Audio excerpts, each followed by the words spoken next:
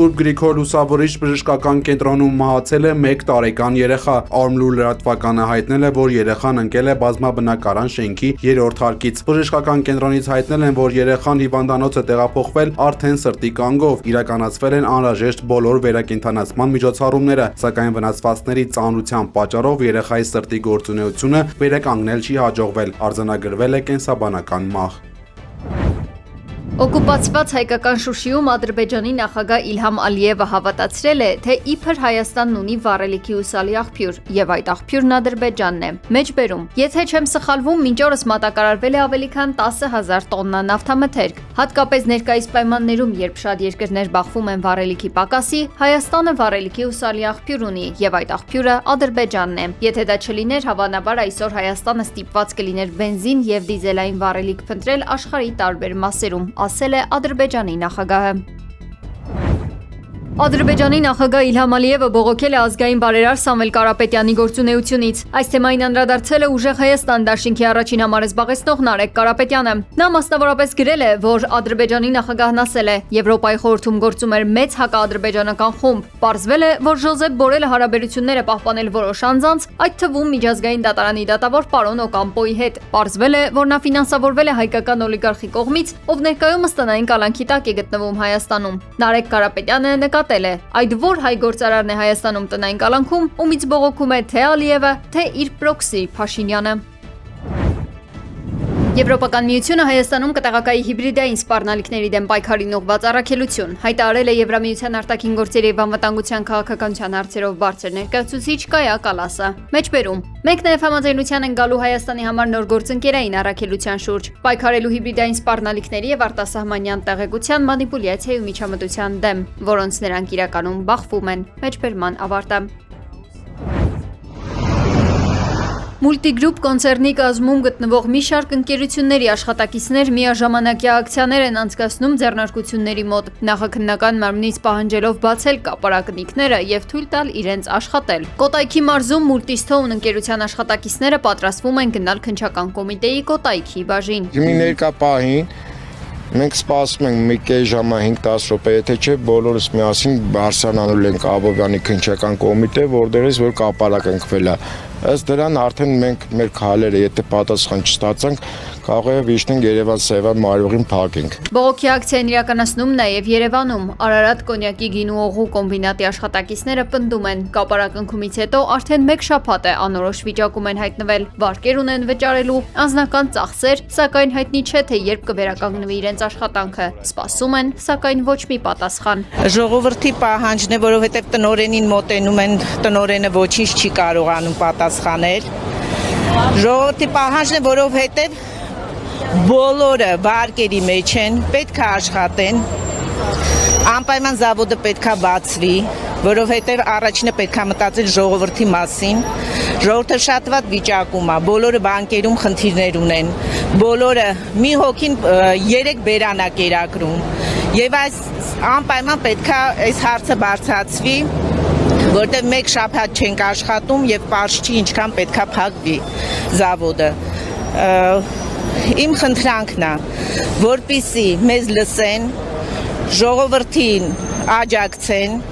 ժողովուրդը ոչ մի բանում մեղավոր չի։ Մենք ինչքանով ենք մեղավոր, հարկեր ունենք, վարկեր ունենք, բոլորս բանկերին պարտքենք։ Ով է մեր փոխարեն այդ մուծումներն անելու։ Ես ուզում եմ հասկանամ, բանվորը ինչ մեղք ունի այս ամեն ինչի համար։ Թող արագ լուծում տան, ընթացք տան, մենք էլ աշխատենք, անցնենք մեր սովորական աշխատանքին։ Ինչով ենք մենք մեղավոր։ Աշխատակիցները պնդում են, խնդրի ձգձգման դեպքում պատրաստ են դիմել ավելի կոշտ քայլերի։ Երևանի Արաբկիր վարչական շրջանի պոլիկլինիկաներից մեկի կանանց կոնսուլտացիայի բաժնի վարիչ Արմինե Սողոյանն ազատվել է աշխատանքից։ Facebook-յան իր էջում հայտնել է նրա դուստրը փաստաբան Տաթևիկ Սողոյանը, նշելով, որ ազատումը տեղի ունեցել Նիկոլ Փաշինյանի հետ մոր ունեցած ջերմ հանդիպումից հետո։ Ըստ դստեր 21 տարվա անբասիր աշխատանքային փորձ ունեցող բժշկուհուն ազատել են հաստիքի կրճատման հիմքով։ Նա նաև տարակուսանք է հայտնել այն առնչությամբ, որ բաժինը շարունակելու է գործել, սակայն այն այլևս եւս ղեկավար չունենա, ինչը նրա խոսքով կխաթարի հազարավոր կանանց եւ ապագա մայրիկների սպասարկման որակը։ Պաշտոնական պարզաբանմամբ Փաշինյանի հետ վիճած կնոջ զբաղեցրած հաստիքը կրճատել են ֆինանսական սղության պատճառով, ինչը փաստաբանը որակել է ծիծաղելի։ Նա կատարվածը որակել է որպես ազատ խոսքի նկատմամբ հալածանքի դրսևորում։ Հայաստանի հիդրոթերապևտաբանության եւ մոնիթորինգի կենտրոնի տնօրենի տեղակալ Գագիկ Սուրենյանը հայտնել է, որ առաջիկա շաբաթվա ընթացքում եղանակը հանրապետությունում լինելու է փոփոխական։ Ըստ Սուրենյանի, այսօրվանից մինչև հուլիսի 15-ը Հայաստանը կշարունակի գտնվել հարավային տաք օդային հոսանքների ազդեցության գոտում։ Ամենատաք գոտին կլինի Արարատյան դաշտը եւ Երևանը, որտեղ նշված օրերին ցերեկային ժամերին ստվերում կանխատեսվում է 36-ից 38 աստիճան տաքություն։ Հուլիսի 15-ի ուշ երեկոյան տաք օդային հոսանքները աստիճանաբար կնահանջեն դեպի հարավ, իրենց տեղը զիջելով հյուսիս-արևմուտքից ներթափանցող համեմատաբար սառը օդային հոսանքներին։ Հուլիսի 16-ից 18 ընկած ժամանակահատվածում հուլիսի 15-ի հետ համեմատ հանրապետության ողջ տարածքում օդի ջերմաստիճանը հատկապես ցերեկային ժամերին կնվազի 4-ից 5 աստիճանով։ Մինչև հուլիսի 14-ը երկրի ողջ տարածքում կպահպանվի առանց տեղումների եղանակ, լորի տավուշ հատվածում անպամած է այդ փոփոխական անպամացությունը կպահպանվի, իսկ ահա հուլիսի 15-ի ուշ երեկոյան եւ հուլիսի 16-ից 18 ընկած ժամանակահատվածում գիշերը եւ երեկոյան հանրապետության առանձին հատվածներում սպասվում են ամպրոպային բնույթի կարճատև անձրևներ, տեղտեղ հնարավոր է նաեւ կարկուտ։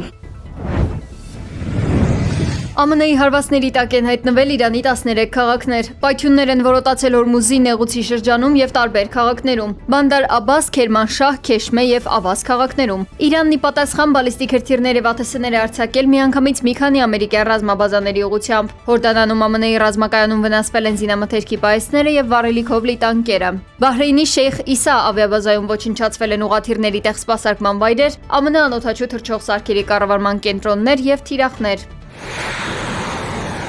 Խոցվել է նաև ԱՄՆ ռազմածովային ուժերի 5-րդ նավատորմի բազան։ Քուվեյթում էլ ոչնչացվել է Պատրիոտ հակաօդային պաշտպանության համակարգը, ինչպես նաև վառելիքի մի քանի ջրամբարներ։ Իրանի հարավում ԱՄՆ-ի հարձակումների վերջին ալիքի ժամանակ իրանցի զինվորական է զոհվել։ Նա Իրանի ռազմածովային ուժերի կրսեր լեյտենանտ էր, հայտնել է իրանցի պաշտոնյան։ Մեր լրատվական գործակալության տվյալներով երկրի հարավ-արևելքում գտնվող Քերման նահանգում ԱՄՆ-ի հարձակումների հետևանքով վիրավորվել է 2 մարդ։ Այս ամենի ֆոնին ԱՄՆ նախագահ Դոնալդ Թրամփը հայտարարել է. «Մեջբերում Իրանը 3 համաձայնեց մեզ համար կատարյալ գործարքի։ Նրանք զիջեցին ամեն ինչում, դրանից հետո լքեցին սենյակն ու 1 ժամվա ընթացքում անօդաչու թռչող սարք արձակեցին մեր նավերի ուղղությամբ»։ Մեջբերման ավարտը։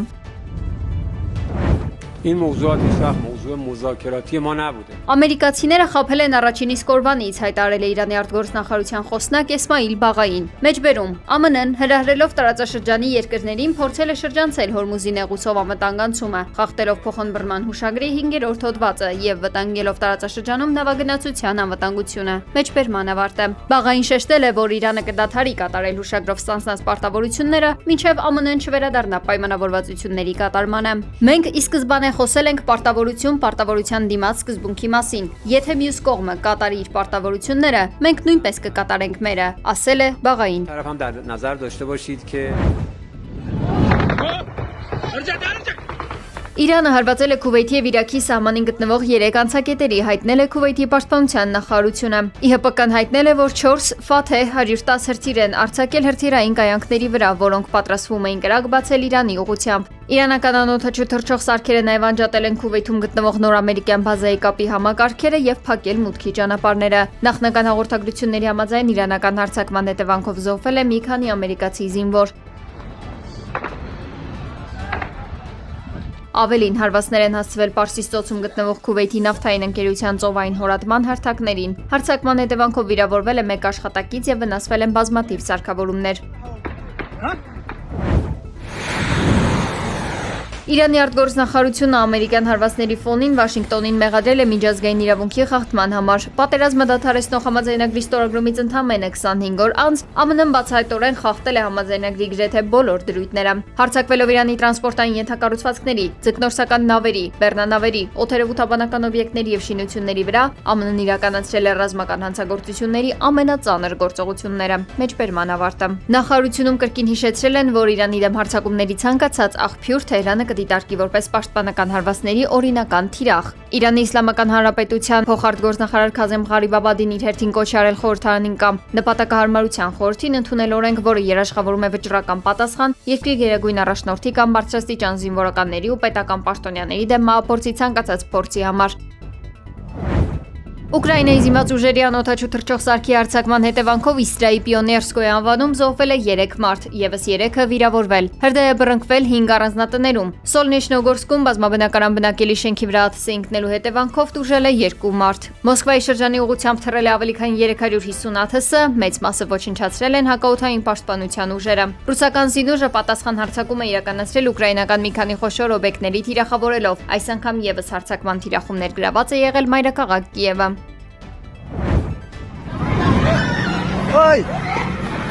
Թայլանդի մայրաքաղաք Բանգկոկում գտնվող բարերից մեկում տեղի ունեցած խոշոր հրդեհի հետևանքով զոհվել է առնվազն 27 մարդ, ավելի քան 60-ը ստացել են տարբեր աստիճանի վնասվածքներ։ Ողբերգությունը տեղի ունեցել կիրակի կեսգիշերին։ Թայլանդի վարչապետ Անատուն Չարնվիրակուլը դեպքի վայրից հայտնել է, որ հրշեջներին հաջողվել է կրակը մեկուսացնել կես ժամվա ընթացքում։ Ականատեսների խոսքով հրդեհը սկսվել է բեմի հատվածից, ինչին հաջորդել է ծխի արագ տարածումը։ Փրկարարները հայտնել են, որ շենքում չեն եղել հրդեհային ելքեր, զոհերի մեծ մասը հայտնաբերվել են սանհանգույցներում։ Տուժածներից 22-ի վիճակը գնահատվում է ծայրահեղ ծանր։ Իշխանությունները հետաքննություն են սկսել հրդեհի պատճառները պարզելու համար։